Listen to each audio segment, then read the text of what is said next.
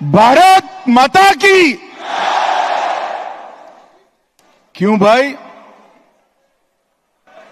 बंगाल के मंडल पदाधिकारियों की आवाज को क्या हो गया है? बंगाल में भाजपा सरकार बनानी है या नहीं बनानी है? घुसपैठ रोकनी है या नहीं रोकनी है? भ्रष्टाचार समाप्त करना है या नहीं करना है? हिंदुओं का पलायन रोकना है या नहीं रोकना है? तो ऐसी आवाज नहीं चलेगी। मेरे साथ दोनों हाथ उठाइए, दोनों हाथ उठाइए, विजय के संकल्प की मुट्ठी भींचिए और प्रचंड आवाज से बोलिए, भारत माता की, भारत माता की जय श्री राम, जय जय श्री राम। मंच पर उपस्थित पश्चिम बंगाल भारतीय जनता पार्टी के सम्माननीय अध्यक्ष श्रीमान सुकांतो मजमूदार जी, मेरे मित्र और बंगाल विधानसभा में जिनके खड़े होते ही दीदी को डर लगता है, ऐसे हमारे विपक्ष के नेता शुभेंदु अधिकारी जी, हमारे राष्ट्रीय महासचिव श्री सुनील बंसल जी, हमारे प्रभारी मंगल पांडे जी, सह प्रभारी अमित मालविया जी, बैठे हुए सारे मंत्रीगण, विधायकगण, सांसदगण और बंगाल के कोने कोने से आए हुए मेरे प्यारे कार्यकर्ता भाइयों बहनों, आप सभी को मेरा नमस्कार प्रणाम। सबसे पहले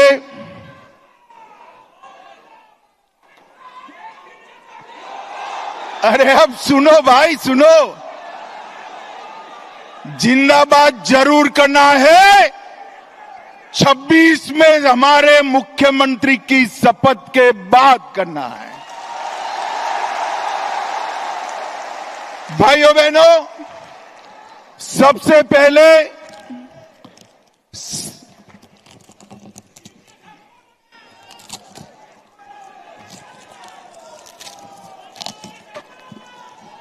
थोड़ा दूर है।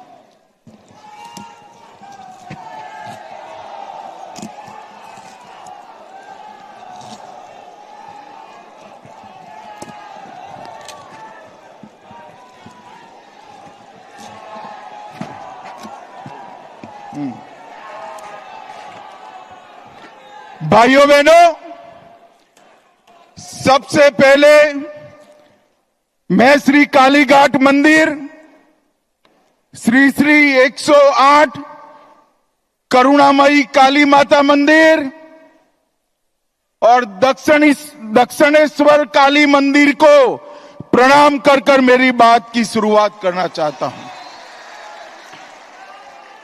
मैं जब ये बंगाल की वीर भूमि पर, संस्कार भूमि पर आया हूं, तब कवि गुरु टैगोर जी, स्वामी विवेकानंद जी, रामकृष्ण परमहंस जी, नेताजी सुभाष चंद्र बोस और हमारी पार्टी के स्थापक स्वर्गीय श्यामा प्रसाद मुखर्जी को प्रणाम कर कर मेरी बात की शुरुआत करता हूं। वंदे मातरम के रचयिता महान बंकिम चंद्र चट्टोपाध्याय की ये भूमि, जिस भूमि ने सालों तक पूरे भारत का मार्गदर्शन करने का काम किया, चाहे ज्ञान हो, विज्ञान हो, धर्म हो, स्वतंत्रता संग्राम हो, हर क्षेत्र में सालों तक बंगाल ने भारत का नेतृत्व करा और वही बंगाल में कई सालों तक कम्युनिस्टों का शासन रहा और उसके बाद मां माटी मानुष का नारा देकर ममता दीदी आई और उन्होंने ये महान बंग भूमि को आज घुसपैठ, भ्रष्टाचार, स्त्रियों पर अत्याचार, अपराध, बम धमाके और हिंदुओं के साथ दुराचार का केंद्र बनाकर रख दिया है। दुराचार का केंद्र बना, भाइयों बहनों, यही बंगाल में चुनावी हिंसा सेशन के बाद, जब टीआर सेशन सीईसी बने उसके बाद पूरे देश में चुनावी हिंसा बंद हो गई। मगर ये बंगाल है जिसमें चुनाव के वक्त और दीदी को विजय मिलने के बाद सैकड़ों भारतीय जनता पार्टी के कार्यकर्ताओं को मौत के घाट उतार दिया जाता है।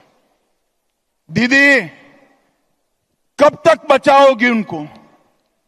मेरी बात सुन लो, आपका समय अब समाप्त हो गया है।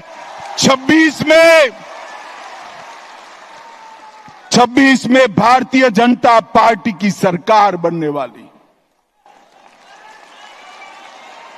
और मैं सारे हजारों की संख्या में बैठे हुए मेरे मंडल के पदाधिकारियों को ये वादा करना चाहता हूं कि यहां तृणमूल की सरकार जाते ही हमारे कार्यकर्ताओं के हत्या के अपराधियों को जमीन में गाड़ा है तो भी बाहर निकालकर सजा करने का काम करें। लोकतंत्र के अंदर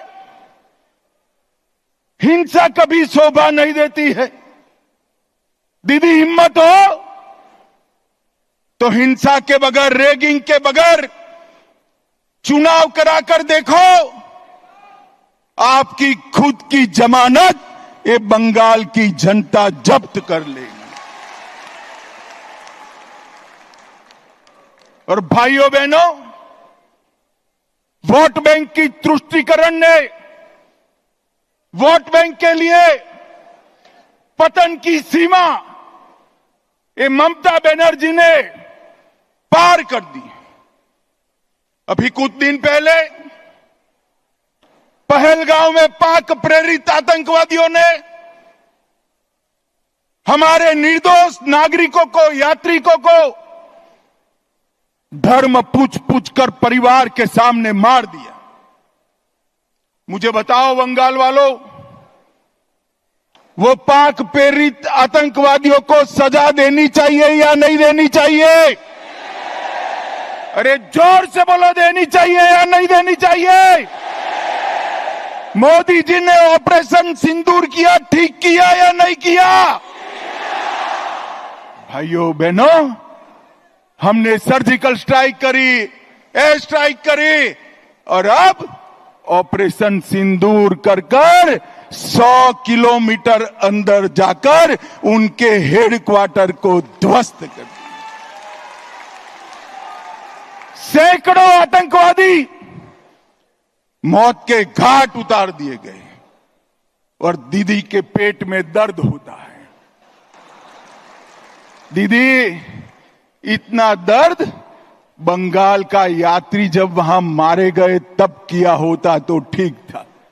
उस वक्त कुछ नहीं बोला और मोदी जी ऑपरेशन सिंदूर कर यहां आए तो एक घटिया सा राजनीतिक बयान देकर ऑपरेशन सिंदूर का विरोध किया। मैं आज ममता दीदी को कहने आया हूं, आपने ऑपरेशन सिंदूर का विरोध नहीं किया। आपने इस देश की करोड़ों माताओं बहनों की भावनाओं के साथ खिलवाड़ किया है, खिलवाड़ किया। और मैं बंगाल की मातृशक्ति को भी अपील करने आया हूं, आने वाले चुनाव में ऑपरेशन सिंदूर पर सवाल उठाने वाली ममता जी को सिंदूर की कीमत बंगाल की माताएं बहनें जरा समझा दे, सिंदूर का अपमान करने का क्या मतलब होता है। भाइयों बहनों, 1990 से ये देश आतंकवाद झेलता है। 40,000 से ज्यादा लोग आतंकवाद की भेंट चढ़ गए। ये कांग्रेस की सरकारें, यूपीए की सरकारें, इंडिया अलायंस की सरकारें, जिसमें ममता बनर्जी भी मंत्री थी, कुछ नहीं करती थी। नरेंद्र मोदी सरकार आने के बाद गोली का जवाब गोले से देने की शुरुआत नरेंद्र मोदी ने। और ममता जी, आप जितना पक्ष लेना है उतना पाक प्रेरित आतंकवादियों का पक्ष ले लो। मैं बताकर जाता हूं, ये नरेंद्र मोदी सरकार है, ये भारतीय जनता पार्टी की सरकार है। ऑपरेशन सिंदूर समाप्त नहीं हुआ है। अब कोई भी हिमाकत करेगा तो उसको उतनी ही मजबूती के साथ जवाब देने का काम नरेंद्र मोदी जी करेंगे। मैं आज ऑपरेशन सिंदूर में हमारी बहादुर सेना बीएसएफ ने जो वीरता बताई है, वो सभी बीएसएफ कर्मी और सेना के जवानों को 2 हाथ जोड़कर प्रणाम करता हूं। भाइयों बहनों, मोदी जी के नेतृत्व में बंगाल के विकास के लिए मोदी जी ने ढेर सारा काम किया है, परंतु विकास के साथ साथ बंगाल की संस्कृति को भी मोदी जी नहीं भूले। सालों से बंगाल वासियों की मांग थी कि हम बंगाल को क्लासिकल लैंग्वेज का स्टेटस दे। आज मैं ममता दीदी को पूछने आया हूं, 10 साल तक आप केंद्र में मंत्री थी या आपका समर्थन था, बंगाली भाषा को क्लासिकल लैंग्वेज का स्टेटस क्यों नहीं दिया? और भाइयों बहनों, हमारे मोदी जी ने बंगाली भाषा को क्लासिकल लैंग्वेज का स्टेटस देने का काम कर दिया। और ये ममता जी है जिनको इसके लिए धन्यवाद करने का भी शिष्टाचार नहीं आता। भाइयों बहनों, आगामी चुनाव में यहां बैठे हुए सभी मंडल के पदाधिकारियों का मेरा विनती है कि बंगाल का चुनाव सिर्फ बंगाल का भविष्य नहीं तय करता है।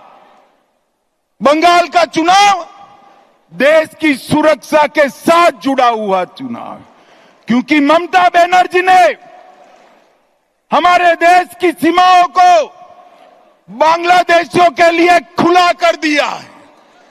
इनके आशीर्वाद से घुसपैठ हो रही है।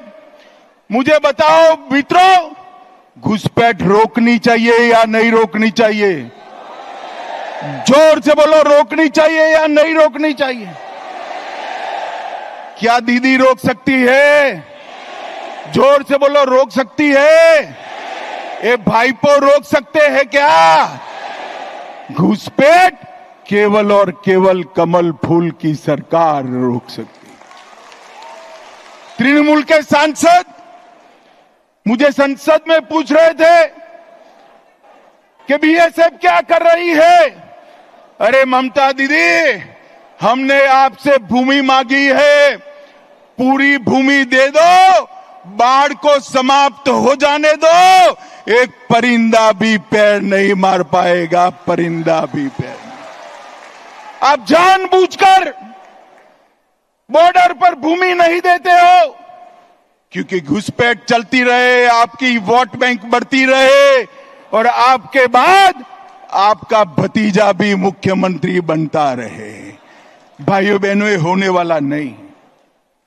ममता दीदी को मैं भारतीय जनता पार्टी का ग्राफ बताने आया हूं। 17 के चुनाव के बाद हमने तैयारी की, 19 की लोकसभा में हमें सफलता मिली, 21 की विधानसभा में 77 सीटें मिली और 24 की लोकसभा में 97 सीटों पर भारतीय जनता पार्टी का लीड रहा, 97 विधानसभा सीटों पर और 143 सीटों पर 40% से ज्यादा मेरे कार्यकर्ताओं के परिश्रम के कारण वोट मिले हैं। मैं आज ये नरेंद्र मोदी की सेना जो मेरे सामने बैठी है, भारतीय जनता पार्टी का कार्यकर्ता बैठा है, उसको मैं बताने आया हूं कि थोड़ा फासला बाकी है। आप 40% तो क्रॉस कर गए हो, 4-5% आगे बढ़ना है, 4-5। और अगले चुनाव में हमारी सरकार बनने जा रही। भाइयों बहनों, मैं आपको विश्वास दिलाता हूं, 17 में मैं पार्टी का अध्यक्ष था, तब मैंने कहा था यहां हमारी सरकार बनेगी और आज वो दिन नजदीक आ गया है। 26 तक दिन रात एक कर हर एक बंगाल के मतदाता के पास जाइए और नरेंद्र मोदी का और भारतीय जनता पार्टी का संदेश लेकर जाइए। पूरा देश चाहता है कि यहां देशभक्तों की सरकार बने, तुष्टीकरण वालों की सरकार न बने। ये ममता दीदी ने सोनार बांग्ला का स्वप्न तहस नहस कर दिया। भ्रष्टाचार, घुसपैठ, महिलाओं पर अत्याचार, हिंदुओं के साथ अन्याय, इससे इनकी राजनीति चलती है। भाइयों बहनों, ये ममता दीदी ने, इनके शासन में एसएससी भर्ती घोटाला हुआ, पशु तस्करी घोटाला हुआ, डियर लॉटरी का घोटाला हुआ, कोयला घोटाला हुआ, मनरेगा घोटाला हुआ, प्रधानमंत्री आवास में घोटाला हुआ, राशन घोटाला हुआ, मिड डे मील में घोटाला हुआ, केंद्र के फंड हड़प कर लिए गए, नगर पालिका भर्ती घोटाला हुआ, गोरखालैंड टेरिटोरियल एडमिनिस्ट्रेशन का घोटाला हुआ, गाय की तस्करी का घोटाला हुआ। हजारों करोड़ रुपया बंगाल की जनता का ये तृणमूल कांग्रेस की सिंडिकेट को भेंट चढ़ गया। मैं आज सभी कार्यकर्ताओं को पूछने आया हूं, ये पैसा सिंडिकेट का है या बंगाल की गरीब जनता का है? मुझे बताइए, ये सिंडिकेट का है क्या? जोर से बोलिए, सिंडिकेट का पैसा है। मोदी जी जो पैसा भेजते हैं, सिंडिकेट की भेंट चढ़ना चाहिए क्या? ये पैसे पर अधिकार बंगाल की महिला का है, माता का है, बेटी का है, बंगाल के गरीब का है, बंगाल के युवा का है। कलकत्ता के बाजार में युवाओं की नौकरी बिकती है। इनके घर से इतना पैसा पकड़ा जाता है कि गिनने में 27 मशीन थक जाते हैं, मगर पैसा खत्म नहीं होता है। भाइयों बहनों, इस सिलसिले को बंद करना पड़ेगा। मुर्शिदाबाद में अभी हिंसा हुई, हमारा गृह मंत्रालय कहते कहते थक गया कि बीएसएफ को बुला लीजिए, हम नहीं बुलाएंगे, क्योंकि बीएसएफ आती तो हिंदुओं की रक्षा करती। फिर हमारे कार्यकर्ता हाई कोर्ट गए, हाई कोर्ट के ऑर्डर पर बीएसएफ आई और हिंदुओं को बचाने का काम किया। ममता जी, आपके नेताओं ने वो बीएसएफ को गाली बोला और आपके नेता वहां खड़ा रहकर दंगाइयों की हौसला अफजाई करते रहे। मुझे कहने में कोई झिझक नहीं है, जिस प्रकार से बंगाल सरकार के मंत्री इस दंगों में शामिल थे, ये स्टेट स्पॉन्सर दंगा था जिन्होंने हिंदुओं को अन्याय किया है।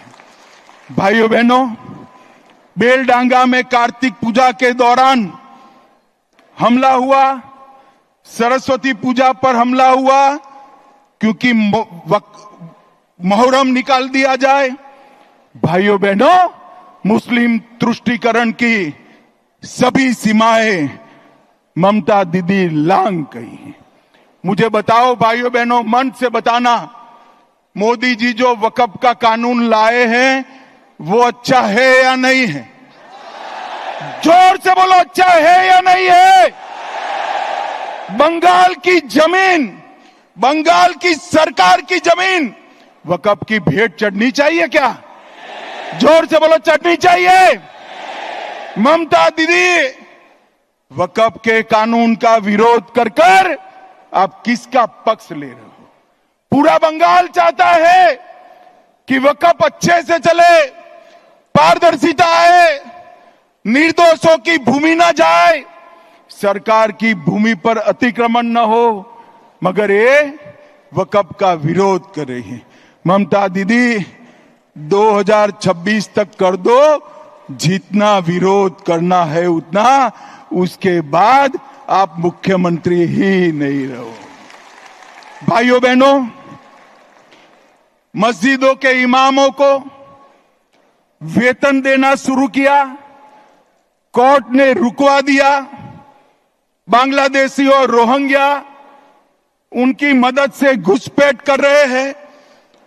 राम जन्मभूमि के भूमि पूजन के दिन सद्भावना जुलूस के नाम पर नाटक किया। दुर्गा पूजा का विसर्जन पोस्टपोन किया। मुस्लिम कर्मचारियों को रमजान में आधे दिन की छुट्टी दी। केरला स्टोरी पर प्रतिबंध लगाया और हाजी नूरुल इस्लाम को टीएमसी का टिकट दिया। और अंत में सबसे बड़ी बात, मुस्लिम वोट बैंक को खुश करने के लिए ममता दीदी, आपने ऑपरेशन सिंदूर का भी विरोध किया। कार्यकर्ता भाइयों बहनों, मुझे बताइए, ये तुष्टीकरण बंगाल में चलने देना है क्या? जोर से बोलो, चलने देना है क्या?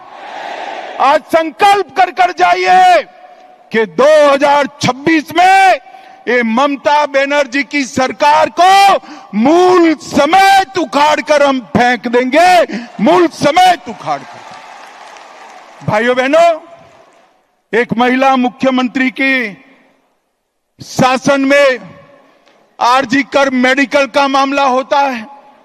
सालों तक संदेश खाली की गरीब माताओं पर अत्याचार होता है और वो अपने वोट बैंक के संजो कर बैठ रही हैं। मैं ममता दीदी को पूछना चाहता हूं, संदेश खाली का मुख्य अपराधी ममता दीदी किस पार्टी से था? आप लोगों को मालूम है? जरा जोर से बोलना, संदेश खाली का मुख्य अपराधी किस पार्टी से था? जोर से बोलो, किस पार्टी से था? आरजी कार के अपराधी किस पार्टी से जुड़े हुए हैं? और ये महिला मुख्यमंत्री, माताओं बहनों के सम्मान की भी चिंता नहीं। एक ऐसा शासन है जिसमें आदिवासी, कुड़मी, राजवंशी, कोच, मतुआ, गोरखा, कायस्थ, आगोरी, मछुआरा, कोई खुश नहीं है। नमोशूद्र भी खुश नहीं है। और अभी अभी उन्होंने गोरखाओं को तो जितना बदला लेना था वो दे दिया, परेशान कर कर कर कोई कमी नहीं छोड़ी। मैं आज गोरखा भाइयों को भरोसा देना चाहता हूं कि भारतीय जनता पार्टी की सरकार में आपके साथ कोई पुलिस केस नहीं होगा, कोई नेता जेल में नहीं जाएगा।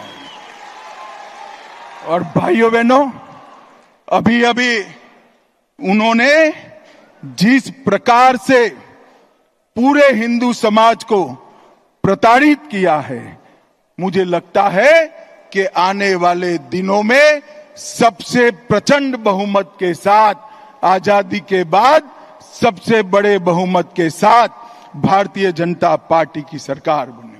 अंत में एक बात कहना चाहता हूं।